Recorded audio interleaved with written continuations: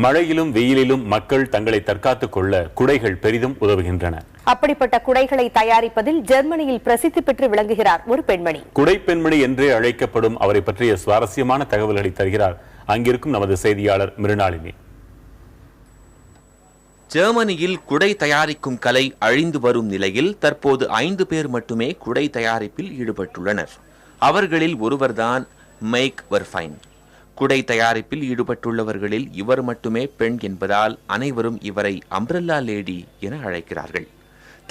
தலைமுறையாக குடை தயாரிப்பில் ஈடுபட்டுள்ள இந்த அம்ப்ரெல்லா லேடி அடுத்த தலைமுறைக்கும் குடை தயாரிக்கும் கலையை எடுத்துச் செல்ல விருப்பம் தெரிவிக்கிறார்.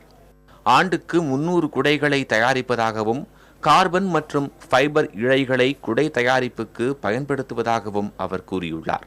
Think about you have a bag in your left hand. Then you could open this umbrella with the right hand and close it again. Nun stellen Sie sich mal vor, Sie haben immer eine Tasche in der Hand. Dann können Sie diesen Schirm ganz praktisch mit der einen Hand öffnen und mit der einen Hand schließen und schon geht es weiter. விலைக்கு ஏற்றார் போல குடைகள் இங்கு தயாரிக்கப்படுகின்றன. வாடிக்கையாளர்களின் விருப்பத்துக்கு ஏற்ப குடையின் வடிவங்களும் மாற்றி அமைத்து தரப்படுகின்றன. It's really nice to have a good umbrella because if you open and the wind comes, they turn around the umbrella. Now every other umbrella will be broken. This one you could close and open and you forgot.